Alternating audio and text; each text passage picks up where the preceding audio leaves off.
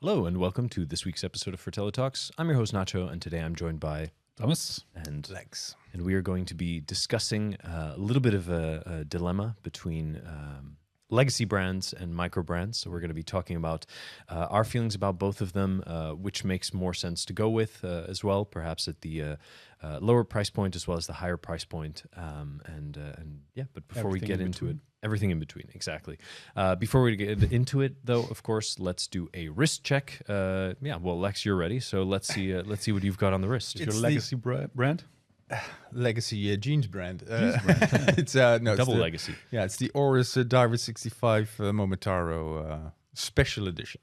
Very nice. Yep. Very nice. And are you? I always ask, are you wearing the Momotaros? Today I'm wearing Momotaro. Perfect. Wow. But it's your finally, stripes are slightly uncoordinated. These are the white battle stripes, and I have the blue on the perfect. bum. We'll include some B-roll. No, we won't. Blue stripes on the bum. Won't include some B-roll. And Thomas, what about you? I don't expect any big surprises here, but No, hit us right? with it. It's a VPC. Surprise. It's a surprise. And it'll be relevant today as we're talking microbrands Yeah, versus that's legacy true. brands. That's And, true. You guys I'm very much at the microbrand stage. Yes. But I've done some color coordination. You seem to be quite excited about my blue color coordination. Yeah, this is a great. few episodes back. So I went tastefully green on done. green this time. Very nice. So Very nice. That's it. How about you? That's the privilege of being the brand founder, right? You get to make the watches to your outfits. Exactly. And vice versa. Perfect. Yeah, I'm wearing this old thing. It's my my Seamaster 300 reference 2254, and I'm wearing it on the bracelet is new. I It's like that. Yeah, thanks. That's it's a good combo. It's from Arrowway Modular Bracelets, brand out of California, and it's a really nice sort of Milanese mesh with a lovely clasp on it. Yeah, at some point I'm working on a little bit of a review of the bracelet. It's a brand new company, and I think that they're doing an excellent job with their bracelets. So And if you Arrow A? open it and you take it off, is that then? Do you then have a bear? No, there's no hair. I thought it was also like a. no. No, Like- it doesn't. It doesn't. No, exactly. No, it's really nicely made, and It's I very I nice. like it. I'm just putting some thoughts together, so there will be an article on the site at some point. I think it's a good look the for coming that years. watch. Yeah, I like it a lot. It's I can't take credit for it, right? It was Daniel Craig that was spotted in Paris. Yeah, he's an old. He played He's an old age you call him pensioner an old- once upon a time, a British secret agent. But, retired yeah, secret agent. Retired Yeah, secret yeah, agent. okay. Exactly. Yeah. Nice. But anyway, so let's jump into the topic. And this is a discussion that we've had quite a bit here at HQ, and it basically comes from the fact that we see a lot of microbrands, up and coming brands, especially now getting to the price point where they can compete with, especially on the lower end, lower mid end of things, they start to compete with legacy brands. So we see a lot of microbrands that end up at the similar price point as brands like They're fishing Hamilton. in the same pond now. Exactly, Yeah, yeah. Hamilton and Tissot and Certina and all these long-standing brands, where we see brands like Christopher Ward and other brands like this, basically getting at that sort of similar price point.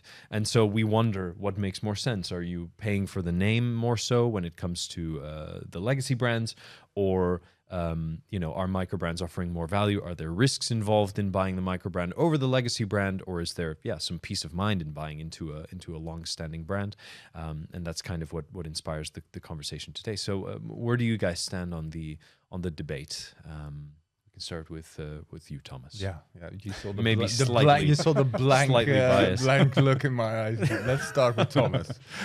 I think my answer is different now than it was a couple of years ago, because I think obviously I own a microbrand, but that aside, I think microbrands are also maturing somewhat in several senses. Like, first of all, there's a handful of them now that have such strong brand identity and such a clear message of what they are, that they actually become very attractive as brands. So not just as a cheap alternative or anything, but as actually something you want to be a part of. Like in its own Serica right. has done, Like I think, Serica, very well. And there's more and more that you're like, oh, that's actually very cool. It's not just a cheap alternative. It's actually very cool in its own right. Same goes for design. I think a couple of years back, it was usually just sort of rip-offs or homages to existing stuff. Absolutely. Yeah. There's a much more originality now. And I think we're also, we're going to touch on risks in a little moment.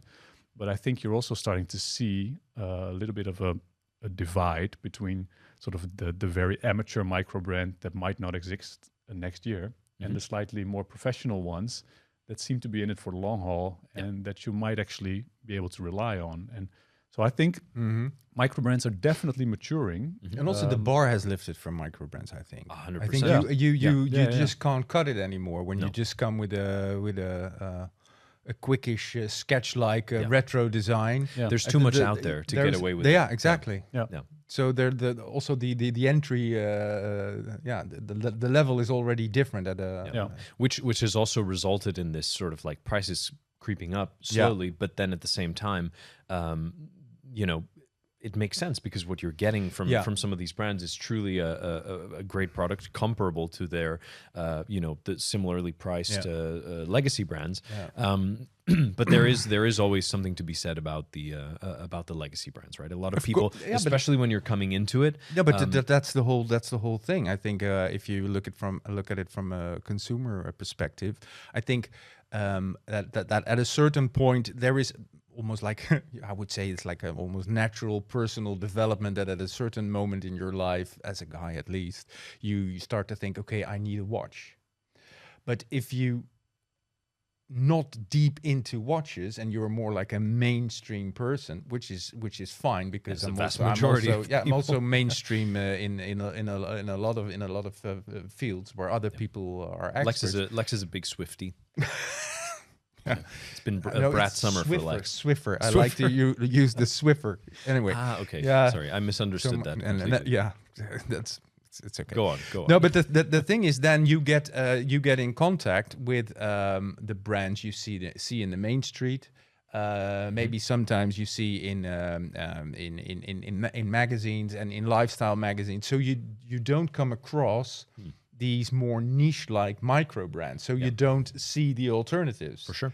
So I think there's still this the difference between customers who get into Tissot that as a VPC customer. While I think price-wise we can compare Longines and VPC more or less together, but I'm quite sure that there are very happy Longines wearers who have never heard of VPC and will probably never come across it. Yeah. Because it moves in a separate universe. Like lasagna. Sorry, you walked right into that one. That's funny. Oh yeah.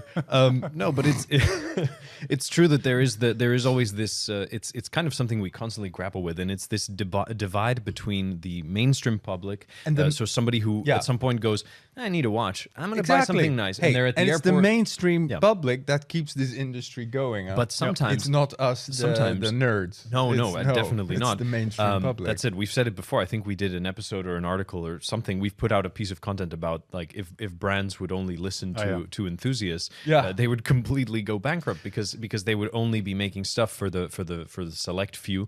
But at the same time, I think that there's a validity to assuming that at some point, if you do have that potential for becoming an enthusiast, you use a legacy brand, right? That is commonly recommended to get in. You get your Seiko, you get your Hamilton, you get whatever it is. They also have the function as being reference point. For sure. But they also there's the reason for the micro brands existence is the niche public. And they can live off of just the niche public. So that's true. That's a major thing. Like honestly, I really couldn't care less if someone walking down the main street looks at a Longines window and says, "Oh, I want that watch."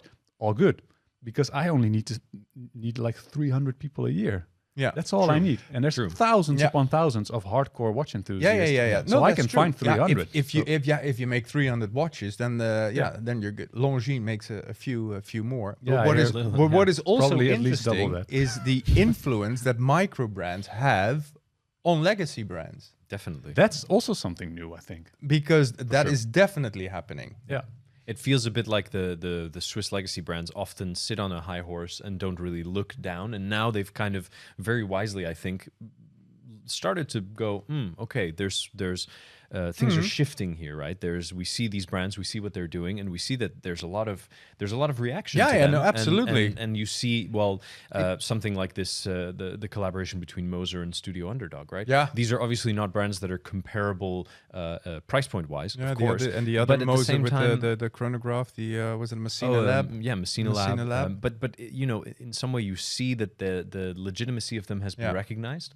Perhaps not all of them, but there are a select few that have been acknowledged. It keeps them on their toes. I think that the retro trend was very beneficial for it helped microbrands develop because there are numerous that have these reissues of the field watches, pilots, chronographs, you name it. And the great thing is they managed to get the sizing right, etc., etc. Where you saw that the legacy brands who also try to get into the retro vibe, then just made something in 42 millimeter with a bit of faux patina, and it didn't really fly. But now you also see that they're also small, they come with small watches, so they also see that it works. So in a way, it also keeps the legacy brands on their toes, which is also then bad news, I guess, for micro brands if you don't have the name, because I still think that having a name and a reputation, especially in a volatile market, is important, because you want to buy something reassuring. But then you also see, of course, like Timor, for instance. You see the old names from the past coming up again, and but it's like Aquastar coming back as well. Exactly. There's many brands. There's so many. And in some way, what you say is an interesting point, because there's that agility to being small. Like when you're a small brand, you can be more agile, more reactive to trends and to what people are looking for. But at the same time, like you said, if the market takes a turn for the worse, it's also easier that you suddenly have to close up shop and disappear, right? Well, honestly, there's one difference in the sense that I can only speak for myself from my own experience, but I'm in very close contact with a small group of aficionados. Yeah, right. But when people email me or subscribe to my newsletter, they're in direct contact with me. Yeah, and I have a whole bunch of people, for instance, who have pre-ordered my watch and who I'm in regular contact with on a personal basis. I reckon they are less likely to walk away from me. That's true, because you have the masses who are dealing with anonymous, huge companies, faceless companies. The good thing is, of course, you're already dealing with people who are probably not scared to spend a certain amount of money on a watch. So it's not usually their first watch. It's exactly. So I think that kind of helps. Yeah. Because so maybe you can ask, as a first watch, would people consider a micro brand? I think in a way it's highly unlikely. It's highly unlikely. Unless you have took a deep dive into the world of watches, and then you have to also come, because when you first dive into something, you go for the big reassuring names, the names that will always be there. Yeah. If you then make the decision to go for, I'm not getting a Longines, but I'm going with Thomas.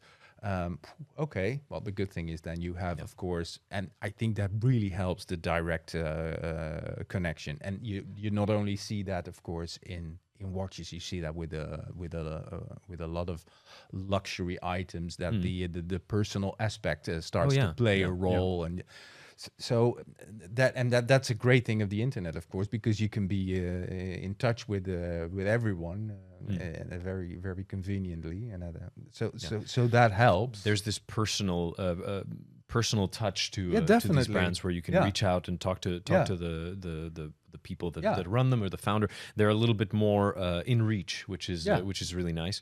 But at the same time, it's also, I think that one challenge to the microbrand can often be visibility. Yeah. In the sense that, like, anybody walking through an airport, anybody walking through a high street will likely see Seiko's, Tissot's, Hamilton's in the window. Yeah, you won't see that. But the microbrands, as Thomas says, that doesn't really matter, because if you do 300 watches, you will find your 300 and we've seen buyers somewhere else. And we've seen something that's come up fairly recently, or at least it's kind of reached this new scale recently, which are these fairs that are popping up everywhere. So in the US, obviously, there's the Wind Up Watch Fair, which is there's 3 of them in the year, and we've seen new fairs popping up in Canada. There's Intersect stuff. As well. So there's all these different fairs, the Hours and Minutes or Minutes and Hours fair.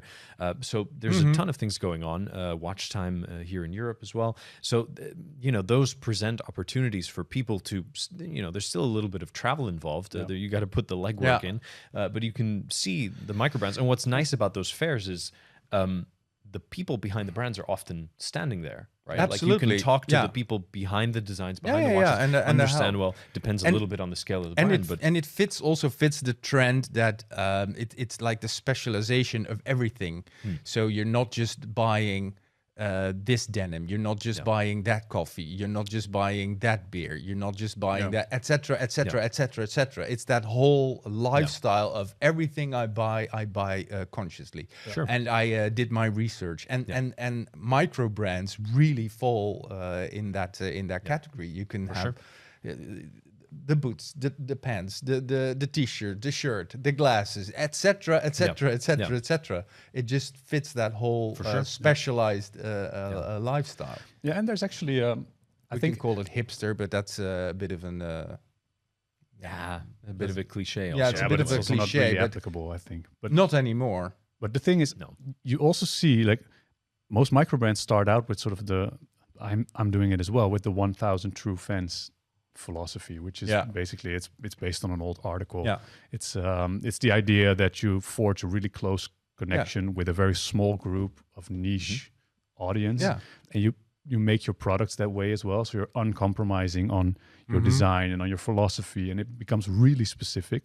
Because that's what big brands do. They compromise a lot. Yeah, but because they have to, because they want if you pick 1,000 random people off the street, they want 800 of them to go, oh, that's nice. Whereas I can be just fine if 900 go, oh, I don't like it, and 100 go, I love it. So that's the approach. And when the majority says I don't like it, then you're probably on the right track. You're probably on the right track. And that's the thing. But interestingly, it seems that from that approach, you can actually still scale up, because I know of several micro brands who have a couple of years on me, so a couple of years, maybe like 3 to 5 years head start, who have started with similar like batches of 300 and who are now running in 3,000, 5,000 watches a year. Like an oil territory.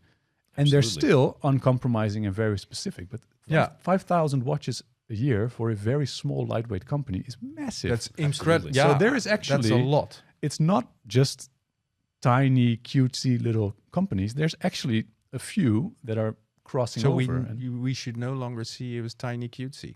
Oh, you can see me as tiny cutesy. For now. For now. Yeah, for now. But that's what I am inside. Yeah. But on the outside. For how much longer? Let's see.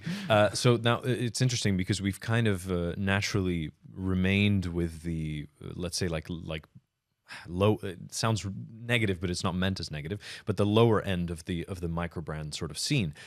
We see microbrands also at a much higher, at least in terms of price and whatever product as well. They're called independents rather than microbrands because I guess when the price tag is that big, it's not really nothing feels micro anymore, but they're still relatively small brands. We've seen a lot of but they do have a bigger budget to spend on marketing. So you would see them at the Beau Rivage during the Geneva Watch Days. So but these are they're also still microbrands. Exactly. And I mean, Lederer is a microbrand. Chapek in a way is a microbrand. Well, Chapek is still following a lot of that way of working.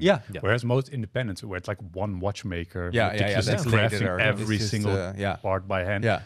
There I see a bit of a divide. But a brand like Chapek, basically the difference between a brand like Chapek and most legacy brands is that most legacy brands now pretend to do everything in-house, whereas brands like Chapek just work the old school way of sourcing parts from specialists, within your own design, which is what microbrands do, which is what I do, which is what legacy brands do Yeah, as exactly, well. exactly. But It's an age-old tradition. Yeah, exactly. It's the way the watch world works. Yeah. But I think that's a bit of a divide there.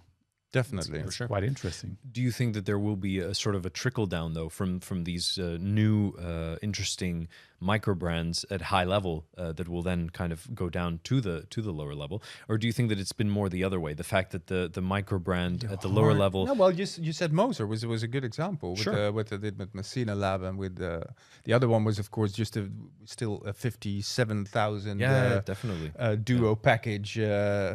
Yeah, but the Messina Lab was of course a lower end chronograph. Yeah.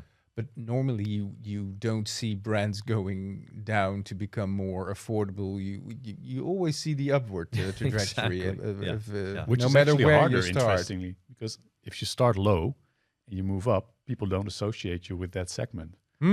Whereas if you start high and you come down a little bit, people are like, oh, I can now afford one, which is a much easier proposition. It's like Groeneveld did with the Gröne. Well, and it's a little bit also with MBNF did. Yeah, it's like the MBNF, the Mad, but I think the Mad one, MBNF did it. Mad something. We had MBNF did it a bit cleverer, I think. Let's be honest. Yeah, but it is a smart move from a marketing perspective. It's a smart move. Well, it's something where the price tags are just so for the average punter, they're a little bit just you look at it and you go, yeah, sure, okay, fine, that's the price of a car or the price of a house or whatever. And then when suddenly there's a way to buy into the brand, which obviously is prestigious, and you look at it and it's very impressive, and when you're into watches and you read as you do, you appreciate these things, and then suddenly you there's a possibility to have a little piece of that brand and its everything associated to it for a lower price point. It's an interesting way to do it, and it still has some of that whimsy and creativity that makes it so appealing. So for them, it's almost crucial because they usually can't scale up their high end stuff because they need to hire more. Yeah, it's impossible. Super specialized watchmakers and stuff, and it's almost undoable.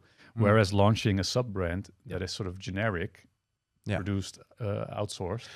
I you can do that. Yeah, I shouldn't be talking in car analogies because I once forbid myself to do that. But so please, people, close your ears. This is just for us three. Okay. I remember when. Well, I don't remember, but are you okay, Lex? Yeah, I do remember. Okay, well, I remember. No, but when Ferrari released the Dino. It was called the Dino. 40s, right? It was. I retired from my job but when they released the Dino, it didn't have a Ferrari badge. It was an homage to the son, to Dino, and it was a flop because it wasn't a Ferrari. So it's also and of course now they're very people like them and everything. This brings me to a really nice that's a really nice segue actually to a point I wanted to raise but hadn't kind of found the way to do it.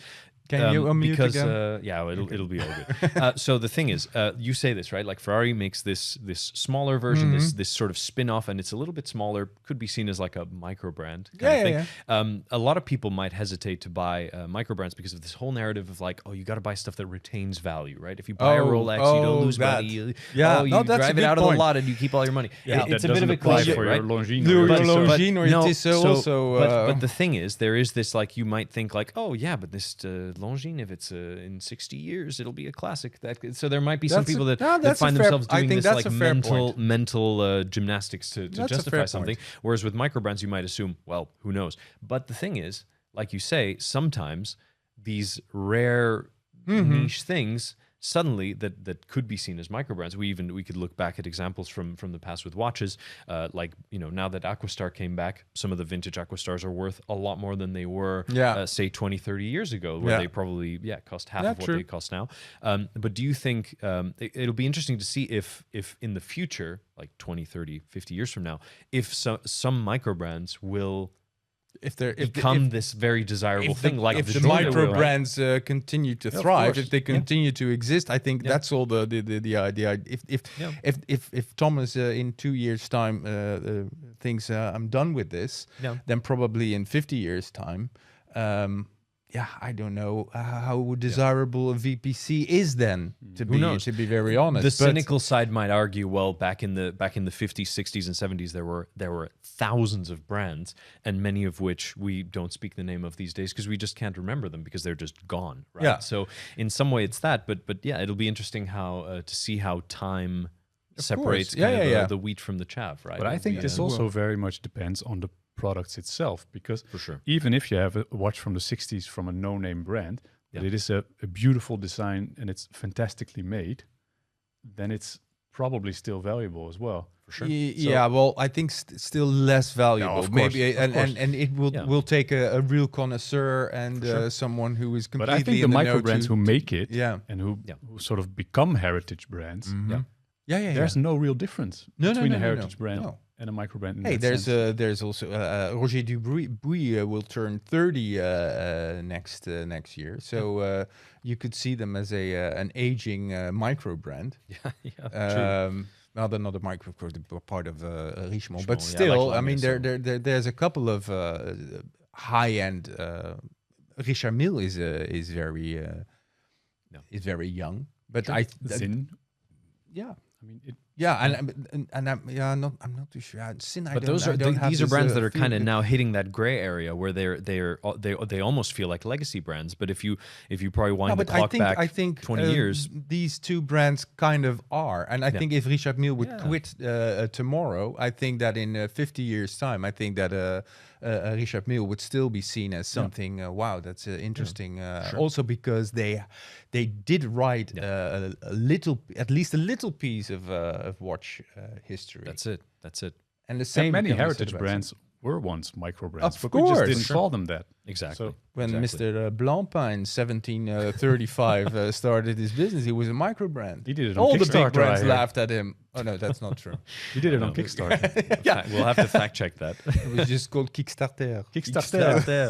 Oh, excellent. No, but it's an interesting discussion, and I'm very glad that there seems to be this like shift towards a little bit more of an open-minded embracing of microbrands, and that people get much more excited. And I think that whereas once upon a time maybe the term microbrand was a bit of a dirty word, I think these days it is less and less so. And I think with that we can wrap it up. I'm going to go on to our comment of the week, which is oddly actually thematically relevant. It comes from Wristwatch Workshop, who says, Thomas definitely shouldn't feel bad about talking about VPC. This nuts and bolts insight is very useful. That's kind. So I appreciate that. Thank you. And it's truly, that's why we bring you on here when we have these discussions. This is from our bracelet episode where you explained a little bit of what went into the bracelet. And it's true, we sometimes get the chance to talk to people behind brands, as we did with Benoit Mintiens from Resence. But we have you as the ace in the sleeve when it comes to that, at least at the scale at which you're operating. So but it's always a bit. I have to tread carefully. I feel of not course, to sort of make it a me show in that sense, but sometimes it's relevant, and then I'll we appreciate your insights, and so does at least one of our listeners. So Works very nice. Watch atelier. Perfect. It's the first of my 1,000 true friends. Exactly. He's a VPC collector. One of your 1,000 aliases. I was thinking, but that's so bad. Let's not give the game away. So cynical. No, it's so bad. Hey, well, thanks a lot, guys, for the discussion. Lex, you're off to buy. Lex is off to buy a JLC. Maybe we'll see. We'll stay tuned for an update on that. And thank you for tuning in. As always, leave your thoughts in the comments down below, and tune in next week for another episode of Fratello Talks. See you then.